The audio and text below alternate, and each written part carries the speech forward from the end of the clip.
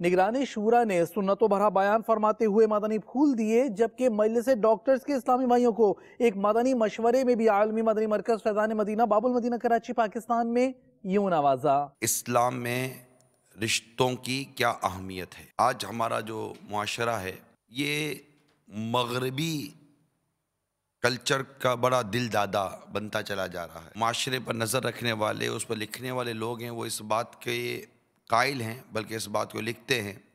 आप उनके मेडिकल के जो शोबे से ताल्लुक़ रखने वाले जो लोग हैं उनसे भी अगर आप रब्ता करेंगे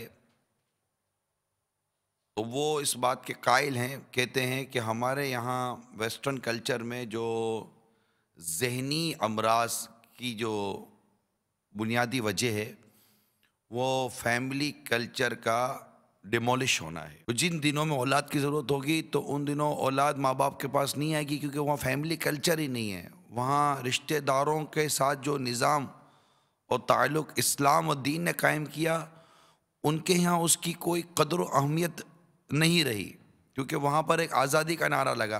फैमिली इंफ्रास्ट्रक्चर जिसको हम कहते हैं वो बुरी तरह डिमोलिश हो चुका, तबाह बर्बाद हो चुका, जिसका एहसास उन्हें जब होता है तो अब उनके पास तामीर करने का कोई निज़ाम नहीं रहता। इस्लाम ने बेटों की अहमियत बयान की, बेटी की अहमियत बयान की, माँ की अहमियत बयान की, खाला की अहमियत बयान की, दादा दादी, नाना नानी, हत्ता के बीवी, फिर एक से ज़्यादा बीवियाँ हैं तो उनकी अपनी मुसावात, उनमें अपनी मुसावात, उनकी अपनी अहमियत को बयान किया। पड़ोसी हैं तो इसकी ज़िम्मेदारियाँ ये हैं, दीगर रिश्तेदार तो ज़िम्मेदारियाँ ये हैं। इस्लाम का, हमारे दीन के हुस्न है, जो इस बात को समझ लेता है अल्हम्दुलिल्लाह उससे अपने दीन से, अपने इस्लाम से मोहब्बत पैदा होती है। अगर आप वाकई अपने रिस्क में बरकत चाहते हैं, यानी बहुत सारे ऐसे लोग हैं जिनकी रिस्क में बरकत नहीं है, इनका रोज़गार टूट फूट का शिकार होता है, कारोबार टूट फूट का शिकार होता है, इनको अपनी उम्र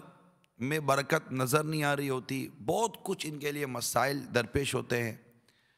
इन्हें मदनी मशवरा देता हूँ, गौर कीजिए आपकी किन किन रिश्तेदारों के साथ नहीं बनती। प्यारे आका सल्लल्लाहु ताला अलैहि वसल्लम ने इरशाद फरमाया, जन्नत माओ के कदमों के नीचे है। हर एक को सोचना है कि वो अपने माँ बाप के साथ कैसा है।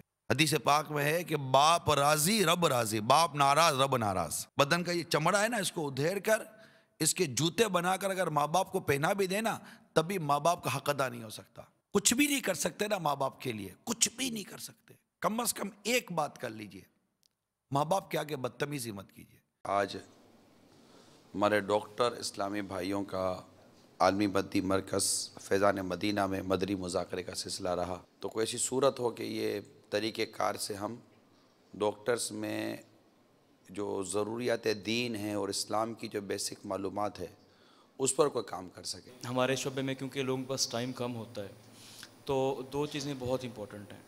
एक ये है कि उनको उनकी खैर ख़्वाही और उनकी गमख्वारी की जाए, और दूसरा ये है कि उनका डाटा कलेक्ट करके हर एक को पर्सनल सॉफ्ट और हार्ड फॉर्म में हम अपना लिटरेचर और नेकी की दावत को आम करें। मरीज़ को देखने वाला जो मामला है उसमें तो गालिबन इतना टाइम नहीं हो, नहीं ऑलमोस्ट 24 आवर में मैक्सिमम अगर कोई डॉक्टर पेशेंट को टाइम देता होगा तो 5 से 7 घंटे तो बहुत ज़्यादा टाइम है ना। हाँ जी, हाँ जी, 4 घंटे 5 घंटे ओपीडी में होते हैं जिसमें हम सैकड़ों मरीज़ देख सकते हैं।